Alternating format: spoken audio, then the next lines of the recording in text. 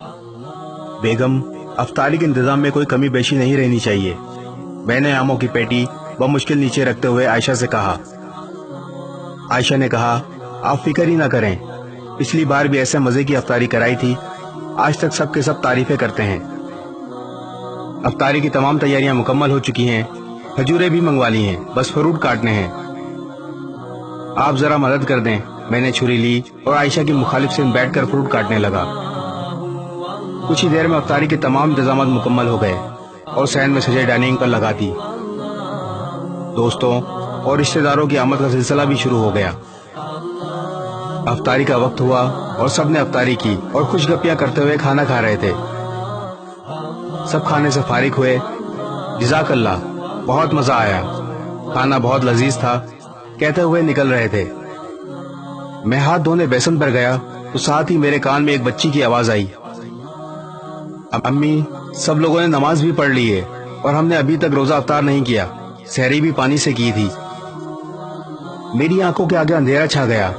ये आवाज पड़ोसियों की 12 साल बच्ची की थी। मैं ये जानते हुए भी ये अखलाकियात के खिलाफ है, दीवार से उनके घर में झांकने पर मजबूर हो गया। देखा कि वो बच्ची अपनी माँ के सर पर खड़ी थी और उसकी माँ चारपाई पर सर झुकाए बैठी थी। मैं ये सब देखकर जैसे पत्थर का हो गया। इसकी माँ ने सर उठाया तो नजर मुझ पर पड़ी। इसकी आंखें आंसुओं से भरी थीं। मुझ पे नजर पड़ते ही जबरदस्ती मुस्कुराई और चादर से आंसू पोंछते हुए कहने लगी, भाई कैसे हैं आप? ये लड़की बहुत जिद्दी है, अभी खाना खाया है और फिर जिद कर रही है। मैं ये सोच रहा था कि अफ्तारी करते वक्त जब सब बार बार खाने की तारीफें कर रहे थे तो वो सब इन्होंने भी सुना होगा, तो क्या बीती होगी इन पे। मैंने अपने आप को बड़ी मुश्किल से मुतहर्रिक किया और बिजली की तेजी से बाहर की तरफ लपका और बाजार की तरफ बढ़ा। वहां से हर वो चीज जो मैंने अफ्तारी में खाई थी लेकर वापस आया। इस बच्ची की बातें और बेवा के आंसू मुझसे बर्दाश्त नहीं हो रहे थे। मैंने आधे घंटे का सफर 10 मिनट में तय किया और आकर दरवाजे पर दस्तक दी। बच्ची ने दरवाजा खोला, मुझ पे नजर पड़ते ही मुस्कुराई, आबदीदा आंखें खुशी से चमक उठी। वो बेवा खातून ये सब देखकर बिलक बिलक के रोने लगी, जैसे इंसान का जब्त टूटा हो। मैं भी अपने आंसू ना रोक पाया।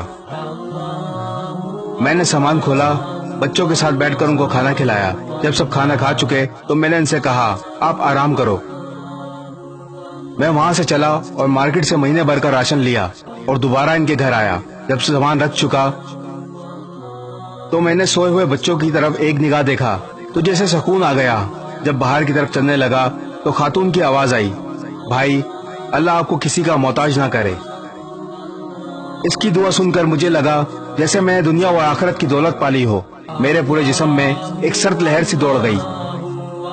घर पहुंचकर सजदा शुक्र अदा किया और अल्लाह ताला से माफी मांगी। अल्लाह ताला मुझे माफ फरमा जो मैं अब तक इन बातों से गाफिल था।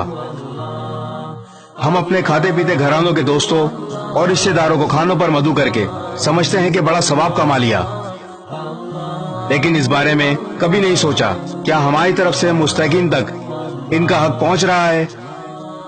जरा नहीं, पूरा सोचिए।